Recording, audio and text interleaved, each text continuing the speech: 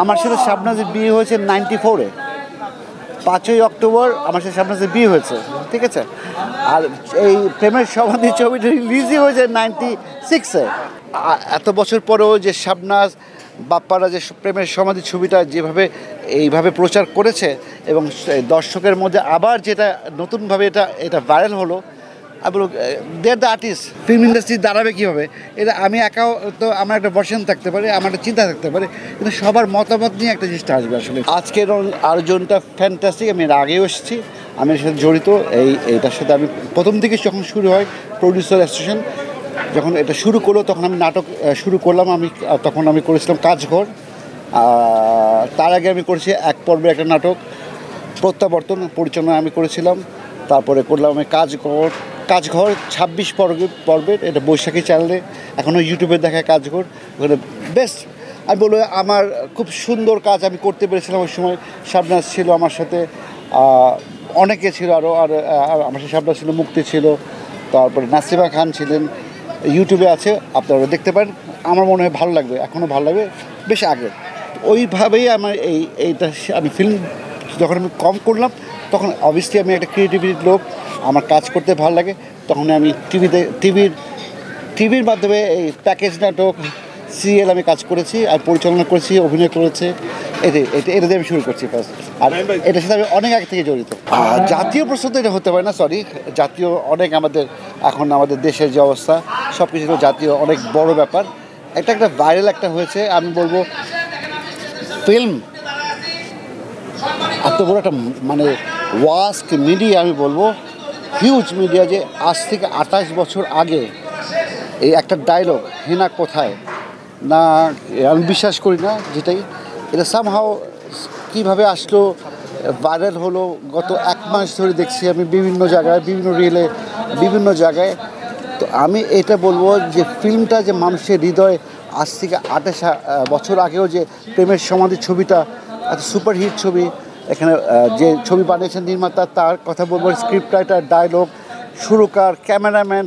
একটা ছবি তো একজন বানায় না, পুরো টিম কাজ করে এখানে। পুরো টিমকে আমি এখনও বলবো যে দ্য গ্রেট।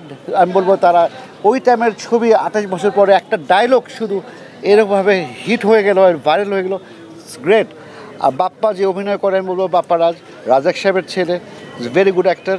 শাবনাজের কথা আমি কিছু বলবো না, বলবো আমার স্ত্রী হিসেবে বলছি না। শাবনাজ অবশ্যই ভালো অ্যাক্টিং করেছে, ওই সময় সবসময় ভালো অ্যাক্টিং করেছে, ন্যাশনাল অ্যাওয়ার্ডও পেয়েছে। আমি তুলনা করি যে আমাদের সাবকন্টিনেন্টে যেমন আমরা পাশের দেশ আছে,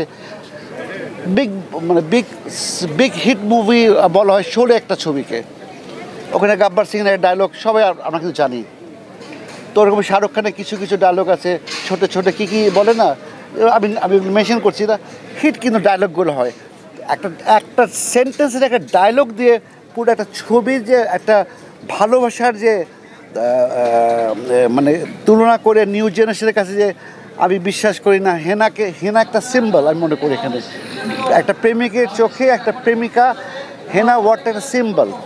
সবার মনে প্রেম আছে, সব এজে প্রেম হবে, সব কম বয়সের যুবতী যারা আছে তাদের প্রেম থাকবে। Henna is a symbol of love, আমি মনে করি এখানে। আর সেটাই বহিঃপ্রকাশ ঘটেছে।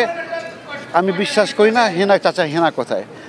তো আমি বলবো ফ্যান্টাস্টিক, যে এত বছর পরেও যে শাবনাজ বাপ্পারা যে প্রেমের সমাধি ছবিটা যেভাবে এইভাবে প্রচার করেছে এবং দর্শকের মধ্যে আবার যেটা নতুনভাবে এটা ভাইরাল হলো, আমি বলবো they are the artist, they are the মানে ফ্যান্টাস্টিক আর্টিস্ট, আমি বলবো এটাই বলবো। আমার সাথে শাবনাজের বিয়ে হয়েছে 94-এ।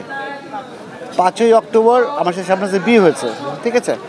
আর এই প্রেমের সমাধি ছবিটা রিলিজই হয়েছে 96-এ। তো এইটা গল্পের সাথে কোনো বাস্তবতার মিল নাই। আমি প্রথমে বললাম যে এই হেনা একটা সিম্বল অফ লাভ। না, যে কোনো আপনার প্রেমিকাকে আপনি একটা সিম্বল হয় না, সিম্বল কীভাবে বোঝাবো? আপনার সাথে ঘটনা হতে পারতো, আপনি বিউটি শিখেছেন, আপনি হয়তো আপনার প্রেমিকাকে ঢাকায় রেখে গেছেন, হয়তো যেখানে গ্রামে গঞ্জে যেখানে, এই যে আমার বিয়ে হয়ে গেছে, এই প্রেমের সমাধি।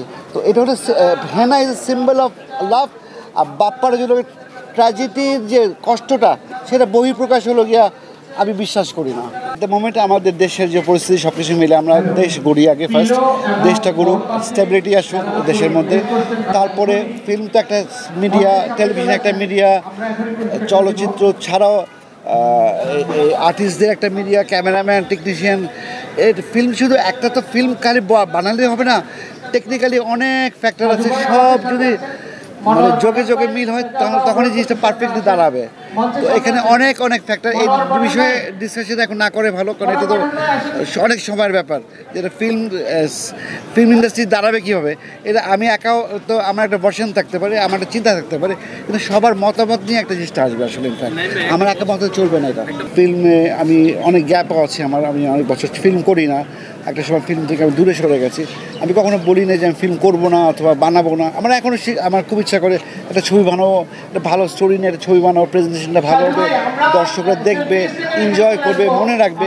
অবশ্যই একটা শিল্পী, আমি অ্যাজ এ প্রডিউসার করেছি, আমি নাটক ডাইরেকশন দিয়েছি। তো ফিল্ম তো আমার ভিতরে আছে, আমি কাজ করতে চাই, কিন্তু সেটা সামনে করি আর পিছিয়ে করি, একটা সময় অবশ্যই আমাকে করতে হবে, আমি মনে করি ইনশাআল্লাহ। আপনি বললেন যে নবাব পরিবার, অবশ্যই আমি গর্বিত ফিল করি। আমি নওশাদ সলিমুল্লাহ পুত্র, এক নম্বর। সেকেন্ড হলো যে বাংলাদেশের উপমহাদেশ, তখন তো বাংলাদেশ ছিল না, পাকিস্তানও ছিল, তখন ভারতবর্ষ বলতাম আমরা। তো এই উপমহাদেশে 1938-এ এই ঢাকার নবপরিবার থেকে প্রথম চলচ্চিত্র নির্মাণ করা হয়। এটা হয়তো অনেকে জানেন না, আপনার গুগলসে গেলে দেখতে পাবেন, এখানে অনেক লেখালেখি আছে, অনেক কিছু আছে। তো আমি যে পরিবার থেকে বিলংস করি, খুবই সাংস্কৃতিক মনা পরিবার, সাংস্কৃতিক ফ্যামিলির পরিবার। আমার মায়ের পরিবারও, আমার বাবার সাইডের পরিবার। তো সেখানে আমাদের পরিবারে চলচ্চিত্র প্রথম, কিন্তু এই সবাক চলচ্চিত্র এই পরিবার থেকে নির্মাণ করা হয়। এবং শুধু ক্যামেরাম্যান আমাদের পরিবার থেকে, পরিচালক আমাদের পরিবার থেকে, নায়ক আমাদের পরিবার থেকে, তখন তারা কাজ করেছেন এবং নওশাদ সলিমুল্লাহ ছেড়েও কাজ করেছেন।